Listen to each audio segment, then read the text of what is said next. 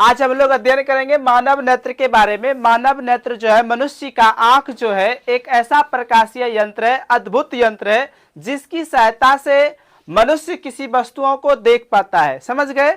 मानव नेत्र क्या है? मानव नेत्र एक ऐसा प्रकाशीय यंत्र है जिसकी सहायता से मनुष्य किसी वस्तुओं को देख पाता है, और यह एक अद्भुत यंत्र है, एक अद्भुत प्रकाशीय यंत्र है नेत्र, मानव नेत्र। ठीक है, तो मानव नेत्र की संरचना का बात करता हूं मैं। यहां देखिए, सबसे पहले मानव का जो नेत्र होता है उसका सभी भाग लगभग गोलीय होता है। गोलीय होने के कारण इसको नेत्र गोलक भी कहते हैं। क्या कहते हैं? नेत्र गोलक भी कहते हैं। और नेत्र गोलक के सबसे बाहरी परत श्वेत अपारदर्शी मोटे चमड़े की बनी होती है। उसे क्या कहते हैं? श्वेत पटल, या अंग्रेजी में कहते हैं इसको स्क्लेरोटिक। ठीक है, नेत्र गोलक के सबसे बाहरी परत जो अपारदर्शी मोटे चमड़े की बनी होती है, वो सफेद रंग का होता है, उसको क्या कहते हैं? श्वेत पटल या स्क्लेरोटिक। उसके बाद देखिए, ये जो है श्वेत पटल, आगे आके कुछ भाग इसका उभरा हुआ रहता है। ठीक है, श्वेत पटल का कुछ भाग क्या रहता है? उभरा हुआ रहता है, उठा हुआ रहता है। इसको कॉर्निया कहते हैं। क्या कहते हैं दोनों? जब ये श्वेत पटल या स्क्लेरोटिक के आगे उभरे हुए भाग को क्या कहते हैं? कॉर्निया कहते हैं।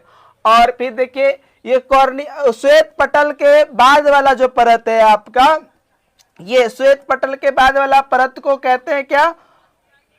कुरायड। क्या कहते हैं? श्वेत पटल के बाद जो है कुरायड होते हैं, श्वेत पटल के बाद कुरायड। और ये कुरायड जो है आगे चलकर दो परतों में विभाजित होती है। ये देखिए, कुरायड जो आया है आगे चलकर दो परतों में विभाजित होती है। एक आइरिस होता है, दूसरा सिलियरी पेशिया। दूसरा क्या? Ciliary facie. समझ रहे हैं ना? ये कुरायड जो है आगे चलकर दो परतों में विभक्त हो जाती है। एक आइरिस होता है, एक सिलियरी पेशिया होता है। और आइरिस के बीच में जो है, आइरिस के बीचों बीच एक छिद्रदार होता है, छिद्र होता है, जिसको पुतली कहते हैं। क्या कहते हैं? आइरिस के बीच में एक छिद्र होता है, जिसे क्या कहते हैं? पुतली कहते हैं। और इन सिलियरी पेशियों से जो है एक मुलायम पदार्थ से बना एक उत्तल लेंस होता है, जिसे नेत्र लेंस या सेप्टिक लेंस कहते हैं, जिसे नेत्र लेंस या सेप्टिक लेंस कहते हैं। और ये जो है, इसमें लेंस और कॉर्निया के बीच में जो है ये जलीय द्रव होता है, इसमें भरा हुआ। ठीक है, और नेत्र के बीच कचाप द्रव भरा हुआ होता है। समझ रहे हैं ना इसको? आइरिस समझे हम लोग, पुतली, कॉर्निया, सिलियरी मांसपेशियां, और नेत्र का लगभग भाग गोलीय होने के कारण इसे नेत्र गोलक कहते हैं। श्वेत पटल मतलब कि नेत्र गोलक के सबसे बाहरी जो सफेद अपारदर्शी मोटे चमड़े से बनी होती है, उसको श्वेत पटल कहते हैं। श्वेत पटल के बाद वाले परत को कुरायड कहते हैं। कुरायड आगे चलकर दो परतों में विभाजित हो जाती है। सबका अध्ययन करें हम लोग। अब देखिए, नेत्र गोलक के सबसे भीतरी सूक्ष्मग्राही परत को रेटिना या दृष्टि पटल कहते हैं। नेत्र गोलक के सबसे भीतरी सूक्ष्मग्राही परत को क्या कहते हैं? रेटिना या दृष्टि पटल कहते हैं। रेटिना अंग्रेजी नाम है, इसको हिंदी में दृष्टि पटल कहते हैं। क्या कहते हैं? दृष्टि पटल। किसी वस्तु का जब प्रतिबिंब बनता है तो इसी रेटिना पर बनता है, तब हम उस वस्तु को देख पाते हैं। समझ रहे हैं बात को?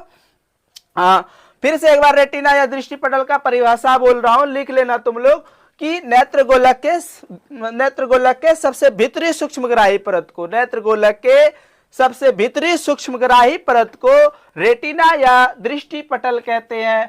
और किसी वस्तु का जो प्रतिबिंब बनता है इस रेटिना पर भी ही बनता है, तब हम उस वस्तु को देख पाते हैं। समझ गए? और इसके अतिरिक्त देखिए, और दो पॉइंट और है। एक है समंजन क्षमता। क्या होता है? समंजन क्षमता। समंजन क्षमता किसे कहते हैं? ध्यान से सुनिएगा आप लोग। समंजन क्षमता, देखिए, आप लोगों ने उत्तल लेंस में प्रतिबिंबों का स्थिति का अध्ययन किया। अलग अलग जगह पर रखने पर प्रतिबिंब अलग अलग जगह बनता था। लेकिन ये जो नेत्र का लेंस है, ये नेत्र जो हमारी नेत्र है, ये कहीं भी स्थित वस्तुओं का प्रतिबिंब हमेशा रेटिना पर बनाता है। इसका कारण यह है कि ये जो नेत्र लेंस है, नेत्र लेंस ये फोकस दूरी जो है ना बदल कर जो है हमेशा प्रतिबिंब बनाती है रेटिना पर ही। आंख के इस सामर्थ्य को ही आंख के इस सामर्थ्य को ही क्या कहते हैं, समंजन क्षमता कहते हैं। या फिर समंजन क्षमता को हम ऐसे बोल सकते हैं, दूर या निकट स्थित वस्तुओं को साफ साफ देखने के लिए नेत्र लेंस को फोकस दूरी बदलना पड़ता है। नेत्र लेंस को क्या करना पड़ता है, फोकस दूरी बदलना पड़ता है। और यह बदलाव जो है सिलियरी मांसपेशियों के तनाव के घटने बढ़ने के कारण होता है और इस नेत्र के इस सामर्थ्य को ही समंजन क्षमता कहते हैं। क्या कहते हैं, समंजन क्षमता कहते हैं। इसके बाद नेत्र जो है सबसे अधिक दूरी तक, कितना दूरी तक देखा जा सकता है। यदि नेत्र का दूर बिंदु पूछे तो बोलेंगे अनंत तक। कितना, अनंत तक हम देख सकते हैं। और स्पष्ट दृष्टि की न्यूनतम दूरी पूछा जाए तो 25 सेंटीमीटर बोलेंगे। तो इस प्रकार मानव नेत्र का छोटा सा भाग खत्म।